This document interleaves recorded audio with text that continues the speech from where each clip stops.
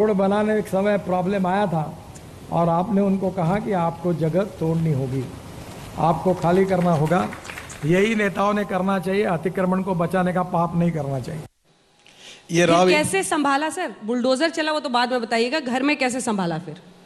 नहीं, पहली बात तो ऐसी है कि मैंने जो रोड जो घर आते थे, एक नहीं, रामटेक एक नागपुर से तालुका प्लेस है, वहाँ मेरे पत्नी के जो पिताजी थे वो डॉक्टर थे, तो रोड वाइंडिंग का काम हुआ।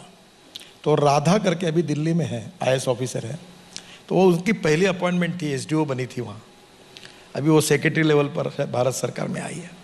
तो मैंने कहा, मैं पीडब्ल्यू मिनिस्टर था, मैंने कहा ये रोड पूरा रोड का ये करो। अच्छा, आप ही का ऑर्डर था? हाँ, मेरा ऑर्डर था।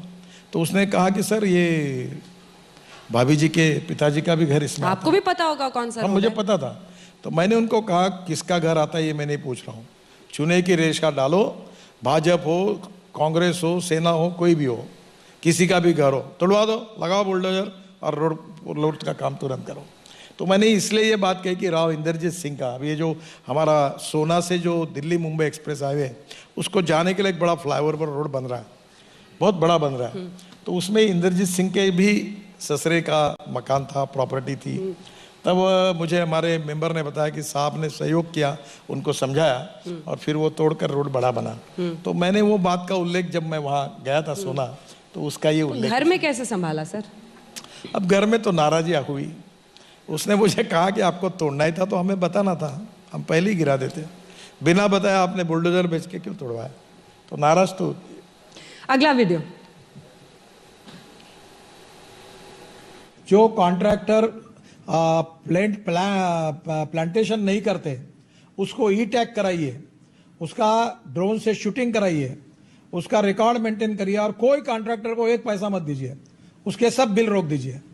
ये कॉन्ट्रैक्टर आपको नीचे लेवल पे मैनेज करते हैं और अधूरे काम डाल के भागते हैं, मैं इनको छोड़ूंगा नहीं। क्वालिटी के बारे में कोई कॉम्प्रोमाइज सहन नहीं किया, हम कुर्बा नहीं करते, कोई माल पानी किसी से लेते नहीं। क्वालिटी के बारे में खबरदार अगर कोई बात मेरे ध्यान में आती है तो मैं अधिकारियों को भी उसकी सजा भुगतनी पड़ेगी और कॉन्ट्रैक्टर भी पड़ेगी, ये भी बात ध्यान।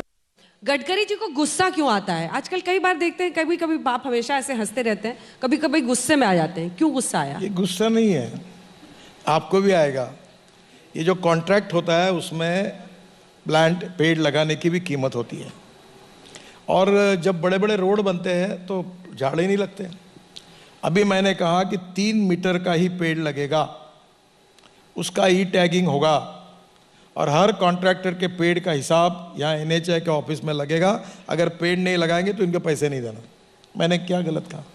अब मैंने ये, और आपको मिला नहीं वीडियो, और एक कहा था उसका शब्दशः अर्थ मत लो।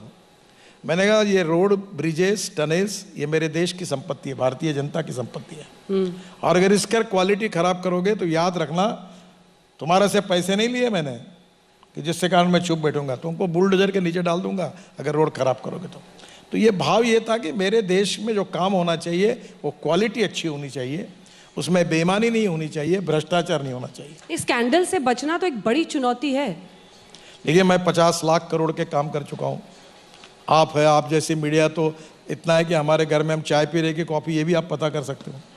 तो आज मुझे बताइए कि एक भी कॉन्ट्रैक्टर आपको मिलेगा और जो कहेगा कि कॉन्ट्रैक्ट लेने के लिए गडकरी जी के घर जाना पड़ा, कुछ देना पड़ा, तो आप बताइए, आप बोलो, वो सज़ा भुगतूंगा। हम ट्रांसपेरेंट है, टाइम बाउंड है, रिजल्ट ओरिएंटेड और क्वालिटी कॉन्शियस है।